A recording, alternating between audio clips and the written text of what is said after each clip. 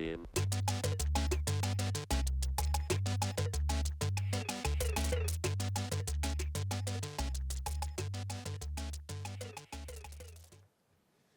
안녕하십니까. 안녕하세요.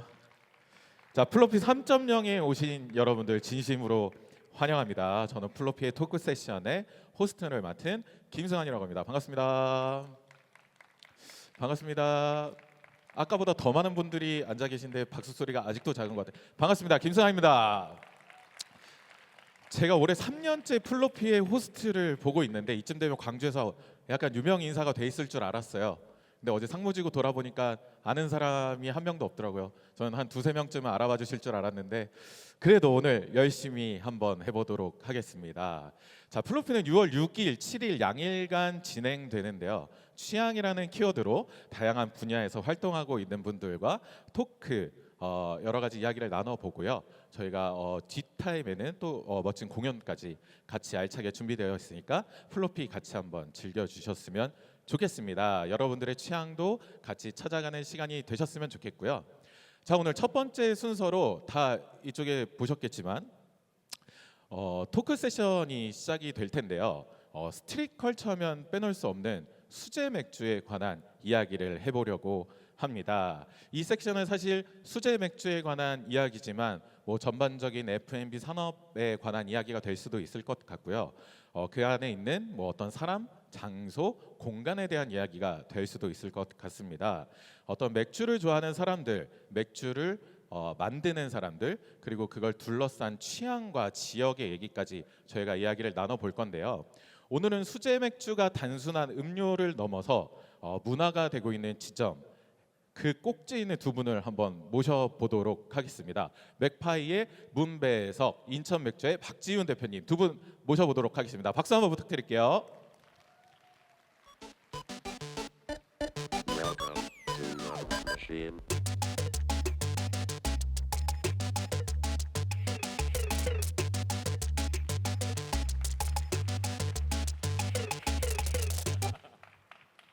반갑습니다. 앉으시죠. 아이고 반갑습니다. 자, 광주 두 분 처음 오시는 건가요? 저는 두 번째인 것 같습니다. 두 번째. 작년에도 플로피 같이 참여해 주셨고 저도 두 번째인데 두 번째. 굉장히 오래 전에 한번 왔었던 기억이 납니다. 한 26살, 5살 이럴 때 한번 왔고 이제 처음 정말 오랜만에 몇 년 한번 만이죠? 꽤 오래됐습니다. 자, 두 분 모셔봤는데 모르시는 분들도 계실 것 같아요. 짧게 자기소개 한 번만 부탁드려도 될까요?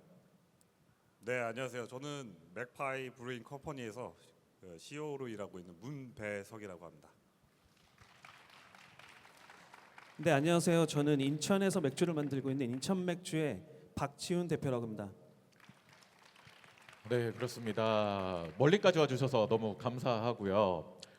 일단 본격적인 토크에 앞서서 제가 몇 가지 조금 개인적으로 궁금한 질문들도 좀 준비해봤는데 저희가 이번 시간은 40분 정도 진행이 될 것 같아요. 여러분들 지루하지 않게 저희가 또 중간중간에 질문도 한번 받아보면서 진행을 한번 해보도록 하겠습니다. 첫 번째로 좀 제가 개인적으로 궁금한 거, 두 분께 맥주는 술인지 혹은 직업인지 아니면 조금 더 큰 의미가 있는지가 좀 궁금해요. 네, 제가 그러니까 맥주는 저한테 라이프 스타일인 것 같습니다. 라이프 스타일이다. 네, 맥주를 고민하고 만들고 판매하고 소개하는 과정이 제 삶에 다 녹여져 있기 때문에 그렇게 표현할 수 있을 것 같아요.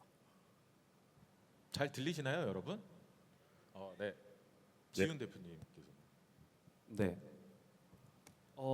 저도 마찬가지입니다. 모든 것들이 다 같이 들어가 있어요. 취미이기도 하고 직업이기도 하고 개인적으로 굉장히 즐기는 또 음료이기도 하고 전 개인적으로 음악을 굉장히 좋아하는데 음악과 술은 또 절대로 또 떨어지지 않는 부분이 그쵸. 있어요. 네, 그러다 보니까 그냥 제 삶에 항상 같이 동반되는 그런 부분인 것 같습니다. 뒤쪽에서 조금 짓궂은 질문 한번 해보려고 했는데 이제 분위기가 좀 딱딱하니까 좀 짓궂은 질문 한번 해볼게요.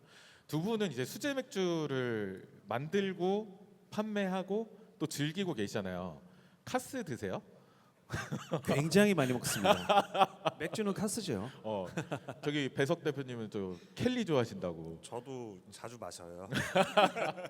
그럼 요즘 가장 좋아하는 술이 뭔지 혹은 뭐 맥주가 뭔지 좀 궁금합니다. 맥주만 드시지는 않을 거 아니에요. 저는 맥주 아니면 막걸리인 것 같아요. 막걸리. 네. 오. 막걸리도 맥주와 비슷하게 발효 주류고 네. 그 안에서 되게 지역적인 특색들을 살릴 수 있는 주류인 것 같아서 주로 막걸리를 좀 많이 마시는 것 같아요. 지훈 대표님. 네, 저는 맥주 많이 마시는데 아까 말씀하셨잖아요. 카스 많이 마신다고 하셨는데 사실 카스는 좀 잘 안 마시는 편이에요. 네네. 물론 뭐 가리지는 않지만 뭐 조금 그래도 이제 국내 회사 거를 마셔야겠다라고 해서 테라 많이 먹고 있습니다. 테라. 거의 카스와 테라가 있으면은 거의 테라를 마시고 있고요. 그리고 저 또한 막걸리 좋아합니다. 오. 저 인천에는 이제 인천 소성주라는 막걸리가 있어요. 그러니까 어디서나 다 팔고 있고 가격도 저렴하고 맛도 좋습니다. 그래서 맥주가 조금 질릴 때 있는데 그럴 때마다 이제 막걸리를 좀 선택해서 먹고 있습니다. 아 그렇습니다. 자, 두 분은 또 오늘 그 반대편 부스에서 또 수제 맥주 갤러리라고 하는 곳에 부스로도 참여를 해주고 계세요. 그죠? 맞습니다. 네. 거기에서 또 킥템을 가지고 오셨다고 들었습니다. 여러분들 이따가 뭐 가시기 전에 한번 맛도 봐주시면 좋을 것 같고 이제 본격적으로 토크를 한번 시작해 보도록 하겠습니다. 잘 보이시죠? 선글라스 때문에 제가 오늘 멋을 많이 부리시고 온 것 같은데 오늘. 결막염이 좀 있어가지고 눈을 좀 가렸습니다. 아 그렇습니다. 자, 첫 번째 질문 한번 드려볼게요. 수제 맥주가 가진 특별함은 어떤 것이라고 생각을 하시는지가 좀 궁금합니다. 뭐 맥주하면 보통 뭐 시원하다 아니면 맛있다 뭐 이 정도가 먼저 떠오를 것 같은데 뭐 수제 맥주는 사실 단순한 음료라기보다는 좀 어떤 정서나 스토리가 좀 담긴 어떤 하나의 음료가 아닐까라는 생각도 좀 하고 있는데 두 분은 어디에서 좀 수제 맥주의 특별함을 느끼는지 궁금합니다. 그 세상에 존재하는 되게 다양한 주류들이 있지 않습니까? 그 중에서도 맥주가 갖고 있는 특별함이라고 한다면 다양성이 아닐까 싶어요. 다양성. 네, 그 저희가 아는 소주, 뭐 와인, 위스키 이런 것들을 보면은 맛의 스펙트럼의 넓이가 깊으면서도 이렇게 한정적입니다. 반면에 수제 맥주 같은 경우엔 맛의 스펙트럼이 정말 다양해요. 오. 그래서 맥주라는 키워드를 중심으로 수제 맥주를 통해서 되게 다양한 맛의 깊이와 스펙트럼이 있기 때문에 그 부분이 수제 맥주가 갖고 있는 특별함이 아닐까 싶어요. 지훈 대표님은 혹시 어떤 생각을 가지고 계시는지? 저도 말씀하시는 부분들 굉장히 동감하는 부분이고요. 그리고 또 제가 생각하는 수제 맥주라고 칭해지는 맥주의 그 특별함은 일단 맥주는 인류 역사에서 가장 오래된 술이고 위스키보다 더 오래됐나요? 역사적으로는 제일 오래전에 발견된 네. 그렇다고 합니다. 알고 계셨나요, 여러분? 네, 그런 술이고 그리고 지금 현재로서는 세계에서 가장 많이 팔리고 있는 주종이잖아요. 네네. 그러다 보니까 실질적으로 가장 대중적이고 보편적인 맥주인데 그 안에서의 수제 맥주는 뭔가 좀 특별함을 좀 가지는 것 같아요. 이유가 어떤 다양하거나 말씀하셨던 그런 다양한 부분 그리고 독창적인 부분들 그리고 이제 로컬리티나 이런 지역성 이런 것들을 바탕으로 가지고 있기 때문에 네네. 많이들 통용되고 있는 맥주보다는 특별함을 가지고 있고 전 간혹 이렇게 비교를 좀 많이 하거든요. 뭐 대중음악에서는 큰 회사, 대형 기획사와 스타들이 그 시장을 이끌고 있는데 이제 인디 뮤지션이나 인디 레이블 같은 그런 독창적이고 특별한 그런 아티스트들이 이런 대중음악이나 그런 회사들 그런 시장들을 옆에서 굉장히 창의력으로 자극을 많이 해주고 있다고 생각을 해요. 네네. 그런 역할을 수제 맥주가 맥주 안에서는 하고 있지 않나. 그래서 특별하지 않나라고 좀 생각을 하고 있습니다. 조금 더 어떤 주류 시장을 뾰족하게 해줄 수 있는 네. 포지션도 가지고 있는 것 같고요. 아까 지훈 대표님께서 수제 맥주는 조금 뭐 다른 커머셜한 브랜드들이랑은 또 다르게 로컬리티가 중요하다고 말씀을 해주셨는데 맥파이는 제주도에 뿌리를 두고 계시고 예, 맞습니다. 그다음에 인천 맥주는 이름에서 알 수 있듯이 인천입니다. 네, 인천에 뿌리를 두고 계신데 수제 맥주가 왜 로컬리티가 중요한지 좀 궁금해요. 네. 어, 사실 로컬리티라는 그러니까 제가 이거 좀 개인적인 이야기인데 제가 13년 정도에 맥파이에 가서 처음 제 찐팬이거든요. 네, 찐팬입니다.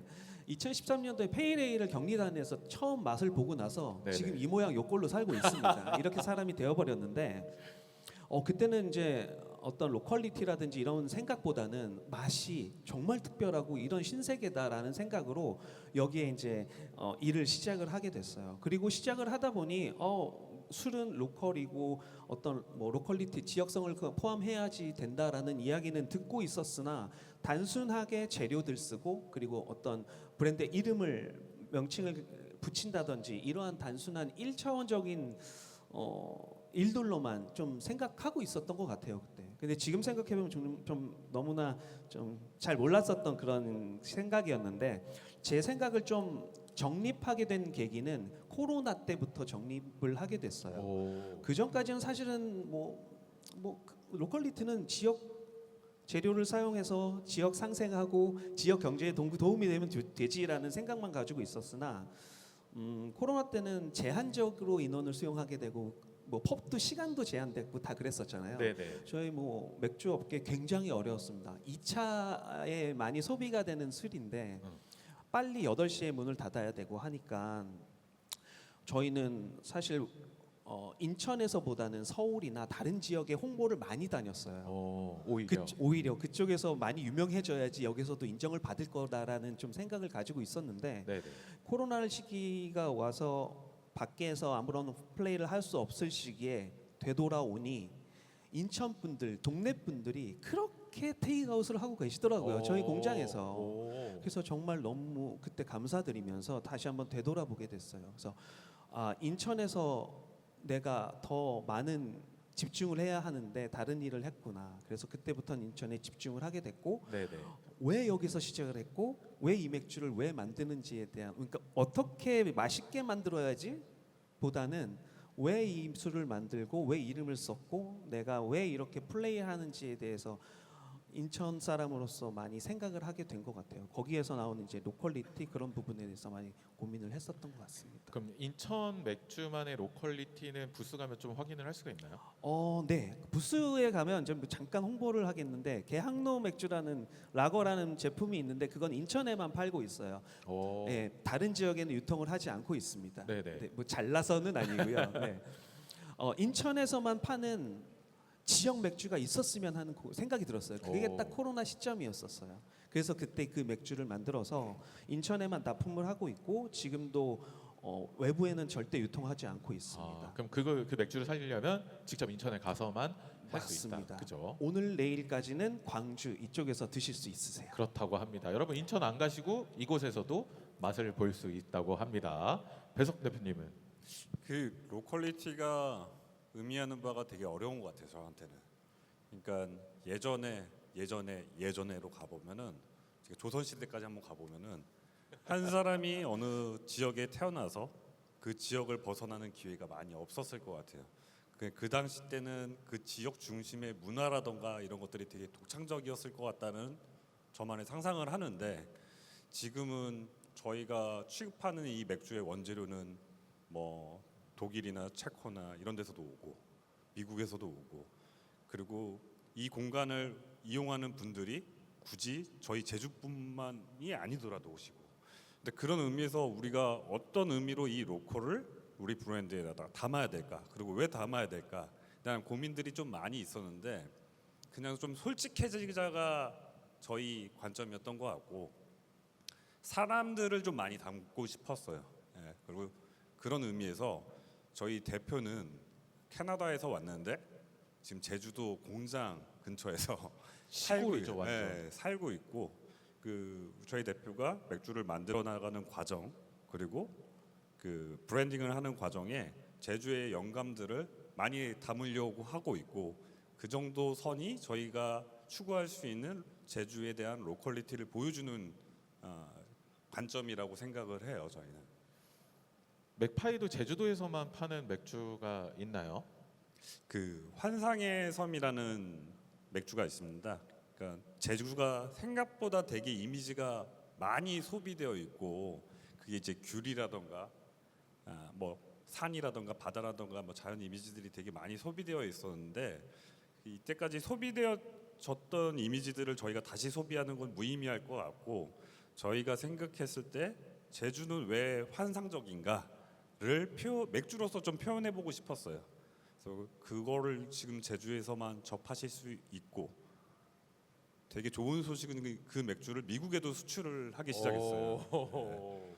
그래서 미국 사람들이 환상의 섬 제주 뭐 이러면서 맛있는 이제 포스팅들을 보면 또 재밌는 경험인 것 같습니다. 그렇습니다. 자, 맥주도 점점 어떤 패션이나 음악처럼 취향을 타는 시대가 되어 가는 것 같아요. 그런가요? 그럼요. 트렌드가 분명히 있습니다.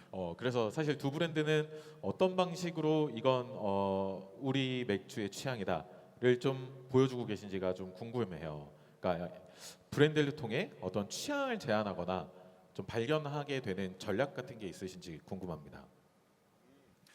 저희는 사실 맥파이의 그러니까 맥주 자체로서의 취향을 보여주는 것과 브랜드로서 보여주는 취향이 좀 다를 수 있을 텐데요. 그러니까 브랜드건 저희 맥주건 공간이건 모든 거에 있어서 저희는 밸런스를 되게 중요하게 생각해요. 밸런스를 중요하게 생각한다. 네, 그 의미는 어떤 전략적인 포인트가 있냐면 수제 맥주를 즐기는 되게 끼 매니아 분들뿐만 아니라 생소한 분들까지도 이 문화의 경험을 제공하기 위한 포인트일 것 같아요. 그래서 의도적으로 저희가 어떤 특정 맛을 강조하거나 이럴 수도 있음에도 불구하고 일부러 저희는 음용성, 밸런스에 되게 중점을 두고 있어요. 근데 그게 어떤 소비자한테 우리의 취향을 사실 밸런스를 잡아놓으면은 그게 막 어떤 뾰족한 무언가보다 취향이 덜 들어갈 수도 있잖아요. 정확한 지적이신데 그 균형이라는 게 그냥 A, B 이렇게 맞춘다고 되는 건 아니더라고요. 그러니까 맛의 균형이라 하면은 저는 이거를 하모니라고 표현을 하는데 우리가 음악을 보면 뭐 기승전결이 있는 것처럼 처음에 어떤 맛이 있고 중간에 쳐주는 맛이 있고 피니시 맛이 있는 것 같아요. 네네. 근데 그런 것들을 밸런스를 잘 조절을 하는 거를 목표로 하기 때문에 어느 순간에도 되게 편하게 즐길 수 있는 맥주가 되는 것 같아요. 지훈 대표님께서는 저희는 외모로 취향 요즘에 많이 그러니까 경험이라는 이야기 많이 하잖아요. 네네. 그러니까 취향은 사실 좀 경험에서 많이 나오는 것 같은데 어떤 경험을 하느냐 또 경험을 얼마만큼 많이 하느냐에 따라서 그 취향들이 선택할 수 있는 폭이 굉장히 넓어지는 것 같아요. 평생 그 취향 자기 취향을 모르고 지나가는 사람들도 굉장히 많을 것 같고 저희가 생각하는 것들은 그런 취향들이 저희의 취향이 훨씬 더 중요하다고 생각해요. 그래야지 저희의 취향과 같은 사람들이 저희를 봤을 때 물론 너무 별로다라고 하는 사람이 있지만 이건 내 취향인데라고 픽할 수 있고 저희는 픽을 당해야 되는 브랜드이기 때문에 저희의 취향이 굉장히 확고해야 된다고 생각을 해서 맛도 굉장히 중요하지만 저희는 어떻게 행동하느냐 왜 이걸 하고 있는지에 대한 이야기를 계속 전달해 주는 게 중요하다고 생각해서 저희는 지역에서 뭐 노포들과 많이 콜라보를 해서 그들의 매장과 어떤 행사를 한다든지 그리고 그거를 연계해서 저희가 마계 인천 페스티벌이라는 걸 하고 있는데 3년째 네 그런 것들을 왜 하고 있는지 그리고 저희가 만들고 있는 맥주의 병이 왜 500ml 옛날 병을 쓰고 있는지 그리고 디자인 같은 경우는 왜 그렇게 거칠고 두터운 글씨를 쓰고 있는지 그런 이유들이 저희의 취향이고 저희 인천을 이렇게 나타내주는 부분이라고 생각하거든요. 그러한 여러 가지 일련의 어떤 통일성들이 저희의 취향이라고 생각하고 많이 보여드리고 있어요. 이거에 걸리는 분들은 저희와 같은 취향을 가지게 되는 거겠죠. 맞습니다. 그게 이제 공통점, 그러니까 이렇게 뭐라 할까요? 그 취향을 이제 내보이는 방법이라고 할까요? 네, 보통 이렇게 생각합니다. 취향을 보여줬을 때 빠지면은 헤어나오지 못하죠. 여기도 마찬가지인 것 같아요. 자, 여기도 지금 플로피 1.0 때부터 오신 분들이 계속 방문해 주시거든요. 그렇습니다. 자, 지금 여기 플로피는 사실 스트릿컬처 컨벤션이에요. 저는 이 수제 맥주 갤러리와 어떤 이런 섹션을 준비하면서 조금 궁금한 점, 그리고 두 분의 생각이 좀 궁금했었던 게, 수제 맥주와 스트릿컬처의 공통점이 저는 분명히 있는 것 같아요. 둘 다 어떤 자기가 좋아하는 것을 자기의 방식대로 표현을 하고, 그게 맛이던 어떤 취향을 나타내는 표현이던 그래픽이건 다 비슷한 것 같은데, 맥주가 사실 두 분께서도 뭐 로컬 노포랑도 많이 진행하시고, 특히나 또 맥파이는 또 스트릿 브랜드랑도 굉장히 많은 협업을 하고 계시는 걸로 알고 있는데, 맥주가 스트릿 컬처랑 만날 수 있는 접점은 어디에 있었다고 생각을 하시는지 좀 궁금합니다. 그 정신적으로 보면 스트릿 컬처가 갖고 있는 배경에는 다양성에 대한 존중이 기반이 되고, 네. 그 다음에 그 수제 맥주가 갖고 있는 크래프트맨십이 되게 절묘하게 겹치는 부분들이 되게 많은 것 같아요. 저는 그래서 스트릿 컬처랑 맥주가 수제 맥주가 되게 잘 어울린다고 보고 있습니다. 사실 저는 스트릿 컬처라는 부분을 잘은 모릅니다. 네네. 그러니까 동경하고 너무 멋있고 하지만 스트릿 컬처를 안다고 하기에는 사실 되게 깊이가 좀 낮아요. 네, 겉핥기로만 알고 있지만 하지만 이제 제가 느끼고 있는 뭐 수제 맥주와 크래프트 컬처의 이런 접점들은 반골 기질 이런 것들이 좀 비슷한 것 같아요. 있죠, 네. 있죠. 누구나 보편적으로 가지고 있고 정답을 가지고 있고 정형화된 것들을 따라가고 있을 때 네네. 아니야라고 좀 더 개성 있고 네. 그거와는 반대길을 택할 수 있는 그런 문화, 그리고 그런 사람들이 좀 취향들이 이렇게 모이다 보니 이게 문화적으로 형성이 되지 않을까라고 하는 면에서 두 가지가 좀 굉장히 많은 공통점을 가지지 않을까라고 생각을 좀 하고 있습니다. 그 여기에 저는 그냥 갑자기 또 여쭤보고 싶은 게, 그런 반공 기질을 가지고 있는 친구들, 이 사실 모든 분야에 저는 다 있다고 봐요.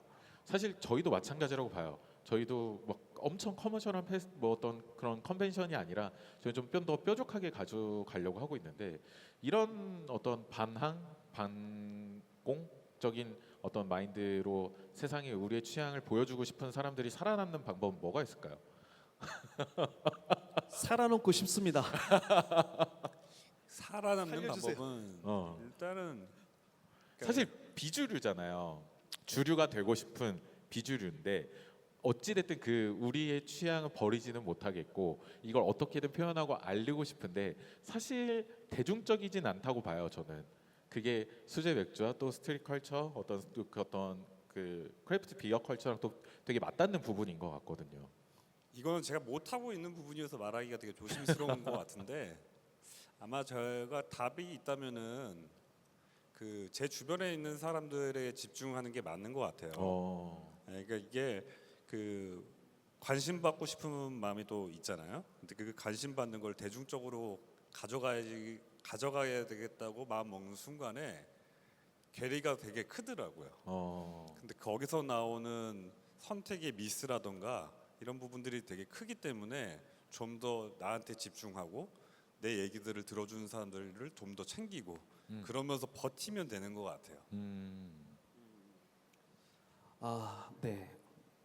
아까도 잠깐 장난처럼 얘기했지만 살아남고 싶어요. 네, 살아남고 싶고 그 방법을 계속 찾아가고 있는 ING 중인 것 같습니다. 그래서 저희는 뭐 계속해서 견뎌야 되는 게 뭐 숙명이라고 생각은 하지만, 어떻게 견디냐면 딱 아무 생각이 없이 어떻지 고민하고 있을 때 부대표님께서 말씀해 주셨어요. 주위에 있는 사람들한테 잘하고, 그리고 주위에 있는 사람 바라보자. 네. 맞다. 그러면 어떻게 보면 제 주위에 있는 사람들은 저랑 비슷한 결에 있는 사람들이 많거든요. 네네. 네. 그들과 함께 무언가를 계속해서 진행하고 그들을 잘 바라보고 그들을 잘 챙기고 있으면 언젠가는 빛을 보는 날이 있지 않을까 이런 생각이 갑자기 들었습니다. 사실 그런 케이스들이 좀 있죠. 왕왕 있다고 저는 알고 있어요. 그래서 저희도 지금 3년째 열심히 하고 있고, 뭐 사실 맥파이랑 인천 맥주도 꽤 오랜 시간 동안 너무 잘 각자의 분야에서 열심히 하고 있는 걸로 저는 해서, 사실 저희는 좀 동질감 같은 게 좀 있는 것 같아요. 그죠? 그렇습니다. 수제 맥주 시장 수제 맥주뿐만이 아니라 사실 요즘 좀 어려워요. 주류 시장이 좀 어려운데 그 와중에서도 사실 트렌드라는 건 분명히 존재하는 것 같거든요. 그래서 수제 맥주 시장의 트렌드는 좀 어떻게 바뀌고 있는지 또 두 분께서는 그런 바뀌는 트렌드에 어떻게 반응하고 있는지도 좀 궁금해요. 최근 이런 좀 몇 년 사이에 좀 트렌드가 어떤 소비 방식이나 어떤 트렌드가 굉장히 많이 바뀌어 가고 있다고 사실 저는 체감을 좀 하고 있거든요. 네. 사실 백스테이지에서도 오랜만에 만나서 네네. 이런저런 얘기했습니다. 했는데 사실 뭐 제가 솔직하게 느끼기에는 수제 맥주 시장의 지금 트렌드는 없다고 생각해요. 저는요. 없다고 예. 생각한다. 네, 지금은 뭐 관심의 중심에 있었다가 지금은 이제 관심 밖으로 나와 있기 때문에 트렌드나 이런 것들을 어떤 이끌어간다거나 어떤 이런 뭐 물결이 좀 있다거나 이런 것들이 사실은 지금은 아직 크게 보이지는 않아요. 어떻게 보면은 주류 시장에서의 트렌드에서 어떤 이렇게 선택을 하고 거기서 반응을 하고 있는지에 대한 질문으로 제가 생각을 해서 받아들여서 답변을 드린다면 일단은 지금은 수제 맥주가 트렌드에서 벗어나 있고 한물 같다 이런 얘기를 많이 하는데 저희는 그렇게 생각하고 있지만 지금 시기가 굉장히 중요한 시기라고 생각하고 그 시기가 사실은 그 뭐라 그러죠? 이렇게 성숙기에 접어들었다라고 좀 생각은 하고 있어요. 그 성숙기가 어느 정도까지 갈지는 모르겠지만 그 전에는 확장하는 시기가 분명히 있었거든요. 그래서 수제 맥주가 굉장히 확장을 많이 하고 있었습니다. 그래서 사람들한테도 많이 보이고 했지만 지금은 사실 많이 보이지가 않죠. 네, 지금은 좀 성숙기라고 생각하고 그러면 내실을 굉장히 다져야 된다고 생각합니다. 그래서 저희도 내실을 다지고 있고 그 내실을 다지고 있다 보면은 분명히 트렌드는 다시 돌아올 거라고 생각하고 주류의 트렌드가 굉장히 빠릅니다. 생각보다 네네네. 굉장히 빠른데 주류는 사실 스타일이 그러니까 주종으로 따지면 그렇게 많지 않아요. 네네. 분명히 몇 년 안에 돌아올 거라고 그쵸, 저는 기대하고 있습니다. 그래서 내실을 굉장히 이렇게 다지고 있고 그리고 저희만의 어떤 그런 취향 이런 것들을 보여주기 위해서 저희 브랜드의 취향을 더 확고히 하고 더 고민하고 하는 지금 시기라고 생각하고 그러고 있습니다. 그럼 이런 변화에 맞춰서 혹시 좀 새롭게 시도한 제품이 있으신가요? 변화에 맞춰서 할 만한 트렌드가 보이지는 않았던 것 같고요.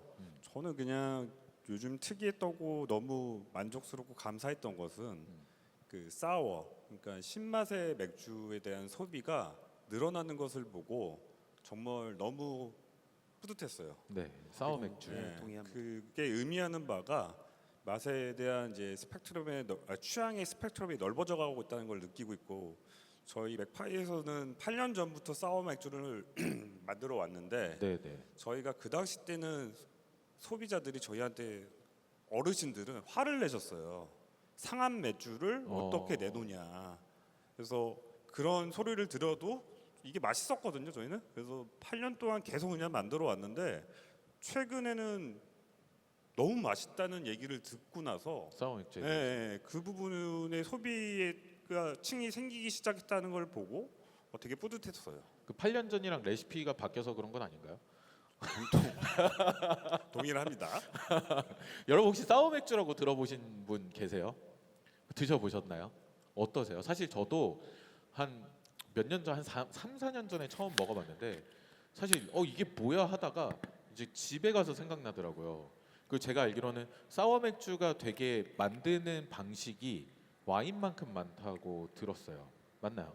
맞습니다. 인천 맥주에서도 사워에이를 하고 계신. 네. 먼저 제가 맥파이의 팬이라고 말씀드렸잖아요. 고스트의 열렬한 팬입니다. 그렇죠, 그렇죠. 그 오래전에 만들었던 그 옛날 처음부터 고스트 때문에 정말 미쳐버릴 뻔했어요. 네. 사실 저희가 얼마 전에 사워를 하나 출시를 했는데 네네. 저희는 고스트만큼 맛있어 보자라는 걸 항상 얘기하거든요. 술을 만드는 친구들은 동의하지 않을 수도 있습니다. 근데 저는 그만큼 맛있어야 된다라고 이렇게 항상 비교를 그렇게 했었습니다. 너무 띄워주시는 거 아니에요? 띄워주는 게 아니라 저는 굉장한 팬이라고 아까부터 말씀드렸지만 정말 제가 좋아하는 브랜드고 네네. 정말 사랑하고 애정하는 그런 브랜드이고 어. 정말 술도 좋아해요. 그래서 고스트 너무 좋아하고 그래서 저희가 이제 이번 봄 시즌 메뉴로 일장춘몽이라고 하는 사워 맥주를 출시했는데 저도 깜짝 놀랐어요. 오. 일반인들이 이 사워 신맛을 좋아하시더라고요. 그니까요. 특이하다라고 네. 하시면서 두 잔을 시켜서 드시는데 사실 커피에 뭐 산미 뭐 이런 뭐 어떤 또 고소한 원두를 선택하는 것처럼 맥주 안에서도 폭이 사실 더 넓어지는 게 너무 좋거든요. 막 이전까지는 저희가 뭐 라거 뭐 또 뭐 있죠? 뭐 흑맥주 뭐 밀맥주 뭐 이런 류밖에 없다가 사워에일이 사실 맥주의 한 단계 뭐 업그레이드된 그런 느낌을 사실 저는 받고 있거든요. 오늘 사워에일은 맛볼 수가 없죠. 죄송합니다. 제가 사워 맥주를 가져오지는 못했네요, 제가. 그렇습니다. 이제 하나 질문 정도 더 드리고 관객분들이랑 좀 이야기를 한번 나눠볼 시간을 가질 텐데 사실 두 브랜드는 맥주만 파는 브랜드는 아니에요. 뭐 그렇다고 뭐 옷을 판다, 뭐 음료수를 판다 이것도 아니지만 브랜드가 문화를 만든다라는 말에 대해서 두 분께 듣고 싶은 말 혹은 하시고 싶은 말이 좀 있으실 것 같아요. 두 브랜드가 만든 어떤 문화적 장면이 저는 있을 것 같은데 혹시 그런 경험이 좀 있으신지? 저희가 오늘이 아닐까요? 왜냐면은 오늘 모든 대부분의 수제 맥주 브랜드들은 이제 맥주 페스티벌에 참가를 하시고 계신 것 같아요. 지역이 어딘지는 제가 까먹었는데 인천 쪽 아니었나요? 아닌가? 평택 쪽이었던 것 평택 같아요. 쪽에. 네. 근데 저희 인천 맥주하고 저희는 저희 플로피에 왔습니다. 의미하는 바는 이 스트릿 컬처와 좀 더 접점을 갖고 다양한 재밌는 시도들을 한번 해보고 싶어서 왔다고 이해해 주시면 좋을 것 같아요. 네, 맞습니다. 저희는 인천 이외의 행사나 이런 것들을 거의 나가지 않고 있거든요. 인천에서 하는 행사 그리고 조그맣게 저희 자체적으로 하는 행사가 꽤 많아요. 네네. 네, 그런 거 아니면 외부 행사를 나가지 않습니다. 근데 이제 맥파이에서 딱 여기 작년에 이제 전 모니터링을 항상 하고 있기 때문에 네네네. 저기 되게 멋있다. 되게 나오시는 분 되게 멋있다. 플로피에. 네, 플로피에 네네. 얘기가 있을 때 바로 콜하고 여기 왔습니다. 네. 흔쾌히 또 네. 그다음에 또 이야기도 같이 나눠 주실 수 있는 시간도 함께 허락해 주시고 감사합니다. 자, 수제 맥주에 관한 이야기를 좀 많이 나눠 봤는데요. 혹시 수제 맥주 좋아하시는 분들 계신가요? 여기도 계시고 저 뒤쪽에도 계시고. 그래서 혹시 괜찮으시면 좀 궁금하신 점 있으실까요? 여기 마이크 좀 부탁드릴게요. 네, 천사들이 등장하고 있습니다. 양쪽에서 등장하는데. 네, 여기서 드릴게요. 네, 마이크 한 번만.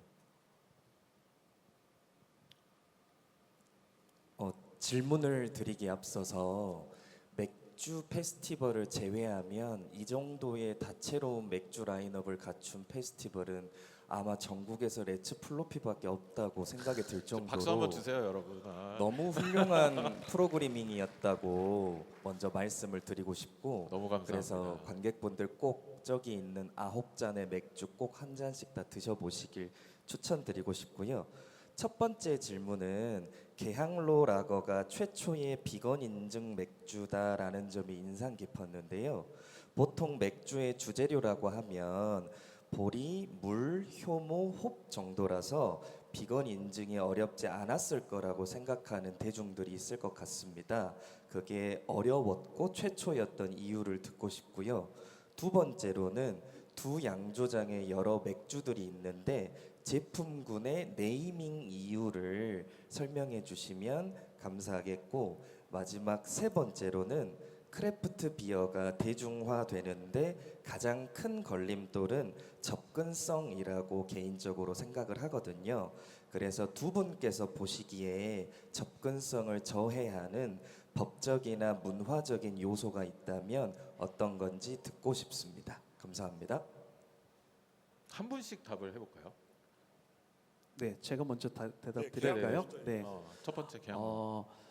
계양로 맥주, 계양로 라거가 최초의 비건 인증을 받은 맥주이더라고요. 저희도 몰랐습니다.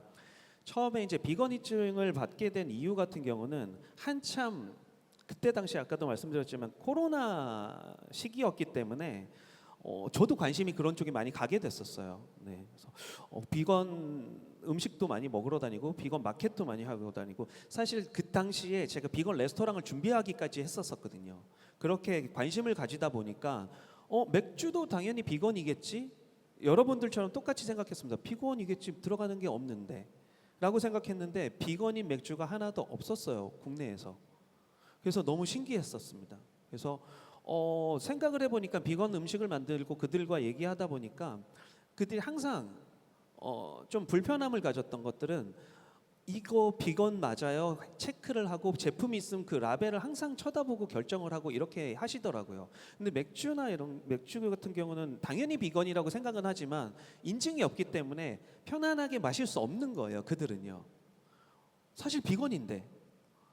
그래서 저희는 그러면 마크 하나 찍으면 그들이 굉장히 편안하게 라벨 한번 딱 보고 집을 수 있을 것 같은데 그럼 우리가 해보자라고 해서 비건 인증을 받았습니다. 근데 사실 비건 인증이라는 게 쉽다고 하면 쉽지만 그렇게 쉬운 건 또 아니더라고요. 그 공장에서 쓰고 있는 재료 자체가 다 비건이어야 되는 거예요. 다른 재료들이나 이런 것들도. 네, 그래서 그런 부분이 좀 있었고요. 그다음에 이제 네이밍에 관한 질문. 네이밍은 저희가 이때까지 출시한 맥주의 종류가 한 300여 가지가 좀 넘을 거예요. 300여 가지 모든 제품의 이름을 만들어 왔던 것 같은데 지금 판단해 보면은 상당히 잘못된 전략적 선택이었다. 이름이 뭐 고스트, 네. 뭐 환상에서 네, 맞습니다. 그래서 저희가 흔히들 얘기하시는 네이밍의 법칙을 따른 네이밍은 한 번도 없었던 것 같고요. 네이밍을 만들 때, 할 때 그 가장 큰 기준은 독창성이었던 것 같아요. 네. 그것만 바라보고 그 규칙들을 다 무시하고 저희가 그냥 제품명을 계속 만들었던 것 같아요. 그리고 마지막 질문이 어떤 허들, 법적인 허들 같은 게 좀 있는지. 그 법적인 허들은 사실 없는 것 같아요. 뭐 남은 건 이제 온라인밖에 없지 않습니까? 네. 그럼 그 일반 대중들이랑의 좀 경계선에 있는 이게 그러니까 좋은 거는요, 좋은 가격에 그러니까 이건 좀 위험한 발언일 수도 있을 것 같은데. 그래도 네, 궁금해하시니까. 그냥 제 개인적인 생각으로 좀 들어주시면 좋을 것 같은데요. 좋은 건 쌀 수가 없습니다. 이건 맞는 것 같아요. 근데 많은 분들이 좋은 걸 싸게 드시려고 접근을 하시다 보니 퀄리티도 점점 떨어지는 것 같아요. 좋은 거는 비쌀 수밖에 없습니다. 근데 그 인식이 우리가 좀 더 다양한 맥주를 즐기는 데 있어서 한계로 좀 작용하지 않나 싶습니다. 선생님 그러면 이어서 그 질문을 드리면 현재 한국의 주세 체계가 외국의 주류 선진국과 달리 종가세를 채택하고 있잖아요. 그래서 다른 나라 같은 경우는 양에 따라서 세금을 부과한다면 한국은 그 제품의 가격에 세금이 붙어버리기 때문에 너무 처벌에 가까운 과세가 된다고 제가 알고 있는데 혹시나 맥주도 어떻게 보면 좋은 재료를 많이 넣어서 크래프트 비어를 만드시다 보니까 그런 세금 체계가 좀 문제가 될 때도 있는지. 저는 우선 세금은 적절하게 잘 쓰일 거라는 믿음이 있는데요. 그 평가하는 방식에 있어서 종가세니 종양세니의 기준이 있어서 맥주는 종가세에서 종양세로 변경이 3년 전인가요? 네, 3년 전에 되었습니다. 네, 그래서 지금은 상당히 합리적으로 받고 있고 그 세금들이 잘 쓰이고 있다고 믿고 있습니다. 네, 그렇습니다. 혹시 한 분 정도 더 질문을 받아볼까요? 아까 뒤에 계신 분 수제 맥주 좋아하시는 분 중에 좀 질문 한번 해보고 싶다. 마지막으로. 네, 여기 한 번만 부탁드릴게요. 한 가지 질문만 받겠습니다. 아까 전에 비주류에서 주류로 가고 싶어하는 이런 이야기를 하셨잖아요. 그리고 네네. 또 좋은 품질이 있으려면은 결국에는 그만한 가격이 지불돼야 한다고 말씀을 해주셨고, 저는 개인적으로 이제 학생이다 보니까 소주를 좋아하진 않은데 같은 가격에 양이 훨씬 많은 맥주를 좋아하고 막걸리도 맛으로 먹어서 좋아하는 편이거든요. 근데 좋은 이유를 요약하자면 사실 싸서 양 대비.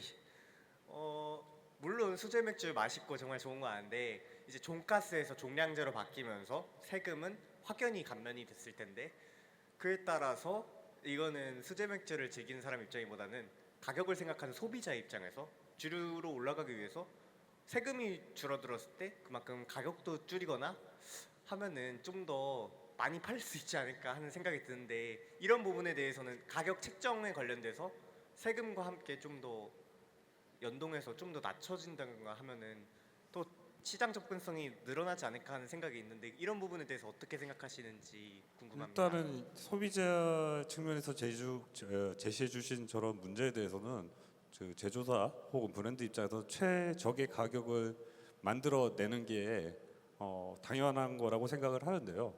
단순히 이 수제 맥주 제품의 가격을 구성하는 요소에서 세금의 이슈만 있지는 않고요.